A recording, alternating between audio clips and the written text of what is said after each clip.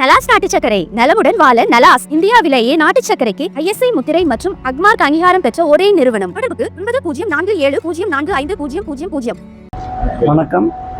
நம்மளோட தமிழ்நாட்டில் எரிசக்தியை பொறுத்த வரைக்கும் ரொம்ப மையமாக இருக்கக்கூடிய சில மாவட்டங்களில் ரொம்ப முக்கியமான மாவட்டம் Mettur.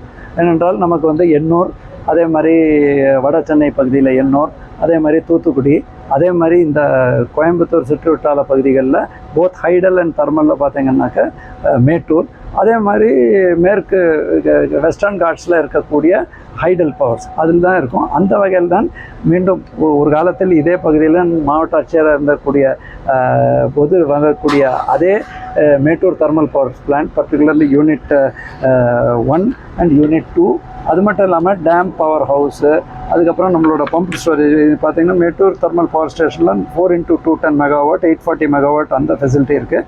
Thermal power station 2 1x600 இதை முடித்து நாங்கள் பார்வையிட இருக்கிறோம். அது இல்லாமல் நம்மளோட மேட்டூர் டேம் பவர் ஹவுஸ் 2, ஒன்று 4x50 200 megawatt Mettur dam power house 4x12.5. இது அனைத்தையும் இந்த மாதிரி உள்ள பணிகள், அதே மாதிரி ஆஷ்டைக் இஷ்யூஸு, அது மட்டும் இல்லாமல் இப்போ ஒரு யூனிட் 3 ரெக்டிஃபை ஆகி ஒரு 160 மெகாவாட் வரைக்கும் கொடுத்துருக்கு. அது மட்டும் இல்லாமல் இங்கே ஒரு மிக முக்கியமான இஷ்யூ என்னென்னா ஒர்க் ஷாப், மிக சிறப்பாக செயல்படக்கூடிய ஒர்க் ஷாப்பில் பணியாளர்கள் பணியாற்றுறதுனால தற்பொழுது அது தற்காலிகமாக அந்த பணி இல்லை அப்படின்னு சொன்னாங்க. அதையும் நான் பார்வையிட இருக்கேன். எப்படி அதை ரிவைவ் பண்ணி மீண்டும் அதே பொலிவுடன் செயல்படக்கூடிய வாய்ப்புகள் என்னன்னு பார்க்கறதுக்கு தான் பேசிக்காக வந்திருக்கோம். இங்கே அனைத்து சங்கங்கள், அதுவும் இந்த பகுதியின் சட்டமன்ற உறுப்பினர், அதுக்கப்புறம் இங்கே இருக்கிற மெயினாக நம்ம சீஃப் இன்ஜினியர்ஸ் எல்லாமே போத் தெர்மல் பிளான்ட் 1, 2 அதை டீட்டெயிலாக, அதே மாதிரி நம்மளோட ஈரோடு ரீஜனோட சிஇஓ அங்கே கூட இருக்காங்க. முன்னாடி சேலம் பகுதியை பற்றி அவங்க நம்ம KR துப்பூர் போத் பவர் கிரிட் மற்றும் நம்ம மாநிலத்தோட 410+210 அதையும் பார்வையிட்டு தான் வந்திருக்காங்க.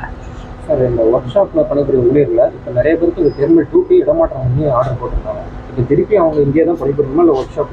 இல்லை, அதை தான் நான் மீண்டும் என்னென்னா, இது ஒரு காலகட்டத்தில் இது ஆல்மோஸ்ட் 100 ஆண்டு வரக்கூடிய நிலைமையில் இருக்குது அந்த ஒர்க் ஷாப். அண்டு பல புயல் போன்ற வெள்ளம் போன்ற காலகட்டத்தில் இதுக்கு அடிக்குவேட் மெட்டீரியல் கொடுத்தா மீண்டும் அது மார்க்கெட்டோடையும் அதே அளவுலையும் அதோட சீப்பராகவும் பண்ணக்கூடிய வாய்ப்பு இருக்குங்கிறது அங்கே பகுதியில் பணியாற்றுவங்களோடையும் கருத்து. ஸோ அதனால தான் அதை நான் போன வாரம் கூட சென்னையில் அதற்கான மீட்டிங் நடத்தினோம். அது எப்படி புனரமைக்க ரிவைவ் பண்ண முடியுங்கிற நோக்கத்தில் தான் அந்த பகுதியை நம்ம பார்வையிட இருக்கிறோங்க. டெஃபினட்டாக அதை நம்ம எஃபெக்டிவாக யூட்டிலைஸ் பண்ணுறாங்கிறது கருத்து இருக்குது. அது மட்டும் இல்லாமல் EBயை பொறுத்த வரைக்குங்க டோட்டலாக நீங்கள் பார்த்தீங்கன்னா தமிழ்நாடு ஒரு இந்த ஆண்டு இது வரைக்கும் எந்த ஒரு பவர் ஷார்ட்டேஜ் இல்லாத கொண்டு போயிட்டோம். அதே நேரத்தில் இந்த ஆண்டு நார்த் சென்னை தெர்மல் பவர் 3 கம்ப்ளீட்டாக நமக்கு தொடர்ந்து ஒரு ஆண்டு முன்னாடி இனாகிரேட் ஆனால் கூட முழுமையாக சப்ளை மார்ச் 17 தான் ஸ்டார்ட் பண்ணாங்க. இப்போ 800 மெகாவாட்டும் கொடுக்க தொடங்கியுள்ளது. அதே மாதிரி 1320 மெகாவாட் தூத்துக்குடி உடன்குடியில், அதுவும் 2 யூனிட்டாக இருக்குது. முதல் யூனிட் அடுத்த 3 மாதத்துக்குள் முழுமையாக பணி நிறைவேறும். இந்த ஆண்டு இறுதிக்குள் 2 யூனிட்டும் செயல்படுங்கிற அந்த இது இருக்குது. ஸோ இந்த பகுதியிலையும் ஏற்கனவே செயல்படக்கூடிய இதெல்லாம் 35 ஆண்டுக்கு மேலே ஆயிருக்கு. ஸோ அதில் எப்படி ஓவராலிங்காக இன்னும் ஸ்ட்ரீம்லைன் பண்ணுறான்னு போன்ற பல்வேறு கருத்துக்கள்லாம் இன்றைக்கி கலந்து ஆலோசிக்கப்பட்டது. சார், இப்போ மேட்டூர் தெர்மல் இருந்துங்க சார், வெளியேறக்கூடிய அந்த கழிவு நீர் நேரடியாக போய் காவேரியில் கிடக்குது. அதே மாதிரி இந்த ட்ரையாஸும் கம்ப்ளீட்டாக பறந்து அந்த மேட்டூரில் நிறைய பொலிட்டேட்டில் குழந்தைகளுக்கு பெரிய பாதிக்கிறாங்க. அதை கண்ட்ரோல் பண்ண சொல்லி பல முறை மக்கள் போராட்டம் பண்ணியிருக்காங்க, MLA போராட்டம் பண்ணியிருக்காரு. இப்போ உங்கள்கிட்ட கோரிக்கையும் கொடுத்துருக்காரு. இப்போ அதுக்கு எதாவது நடக்குது? டெஃபினட்டாங்க, இது ஒரு மிக முக்கியமான என்ன, சுற்றுப்புற சூழல் மட்டும் இல்லாமல் இந்த பகுதியில் இவ்வளோ ஜென்ரேட் ஆகும்போது இந்த பகுதி மக்கள் பாதிக்கக்கூடாதுங்க. இந்த பகுதியில் சுற்றுப்புற சூழல்னுங்கிறது நோ காம்ப்ரமைஸுங்கிற பாலிசியில் தான் இருக்கணும். நான் மாவட்ட ஆட்சியர் இருக்கிற காலகட்டத்திலேயே இது ஒரு சேலஞ்சிங்காக தான் இருந்தது. தற்போது தொழில்நுட்பத்தில் நிறைய முன்னேற்றங்கள் வந்திருக்கு. ஏன் கோலில் கூட ஆஷ் கம்மியான கோலை நம்ம இது படுத்தலாம். அதுக்கப்புறம் இவங்க இதற்கான ப்ரொப்போசலும் கொடுத்ததா சொல்லுவாங்க. ஒன்று செயல்படுத்திட்டு இருக்காங்க. கொடுத்துருக்காங்க, இன்னொன்று ஒரு டீட்டெயில் ப்ரொபோசலும் ஓவராலிங்காக கொடுத்துருக்காங்க. அதுலேயும் மிக விரைவில் நடவடிக்கை எடுக்க போகிறோம். இன்ஃபேக்ட் 18th வந்து நம்ம இந்த ரீஜன் சிஏ வராரு. ஜென்ரேஷனில் நம்ம சென்னையில் அதுக்குன்னு தனியாக ஒரு ஐஏஎஸ் ஆஃபீஸரும் இருக்கார், அதுக்கப்புறம் டைரக்டர் ஜென்ரேஷனும் இருக்காங்க.